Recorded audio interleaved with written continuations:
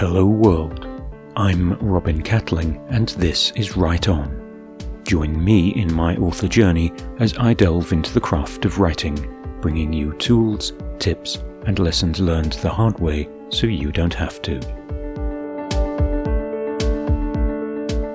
The Writer and the Moral Compass. The pervasive violence in my fantasy action adventure got me thinking about the writer and the moral compass. Death as entertainment, spectacle, and a cheap way to elevate the stakes. Am I a hypocrite? Confession time. Guilty as charged, Your Honour. Post an horrific civil war, there's an evil empire in pursuit of my protagonists.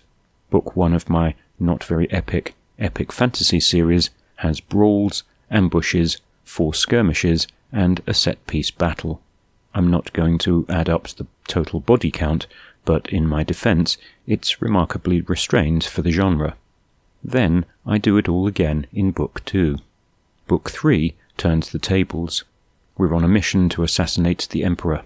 It's all secret and stealthy. I only kill about a dozen people. If I announced that in the pub, the boys in blue would arrive within minutes. But it's fiction. These are not real people, although as writers we try to make them as real as we can to the reader. Does that make it okay? The violence is neither gratuitous nor glorified. In pursuit of a PG rating, I don't dwell on how horrific the injuries are. Perhaps I should. But I don't want my readers throwing up their lunch, or putting the book down for being too graphic. My protagonist has second sight as part of the magic system. At the beginning, she accepts the death and violence as inevitable and unchangeable, until she manages to change one of her visions and discovers she has a lot more agency than she thought.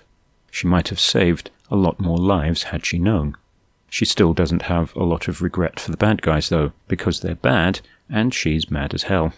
That Old Testament Western gunslinger morality is hard to shrug off when you've steeped yourself in it since childhood. My novella, The Sixth Messenger, is much more introspective.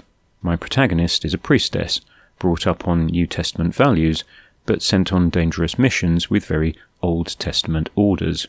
Trained in combat, she doesn't hesitate to deal with various antagonists with bad intentions.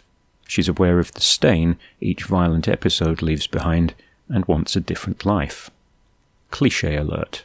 But I'm writing genre fiction, epic fantasy adventure, with a strong through line of the Wild West.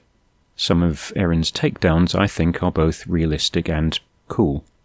That's not a badge of merit. In true Western gunslinger fashion, spoiler, she lays down her sword at the end. Kind of. Some of the attitudes and actions are fundamental to the promises, progress and payoffs of the genre. The reluctant warrior has to fight for the weak and lays down their arms once the fight is done. It's all very ancient world, very tribal, very us against them. I can't make Erin or Jovanka too whiny or complaining just to emphasize the moral point. There's only so much poor me readers can stand. Nothing turns off the reader faster, especially in female protagonists, sadly. Am I making too much of it?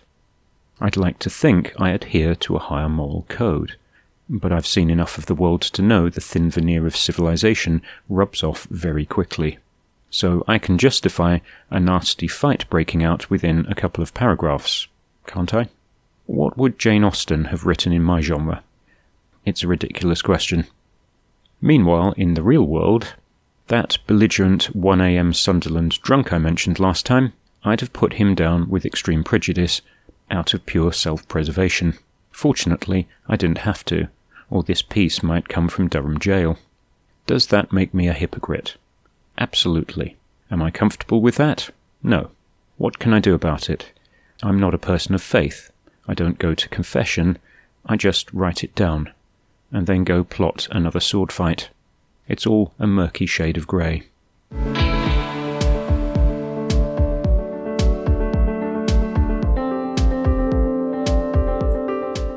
That's all for this time. Thanks for stopping by. You can like and subscribe to the channel, or go to robincatling.info to check out the blog.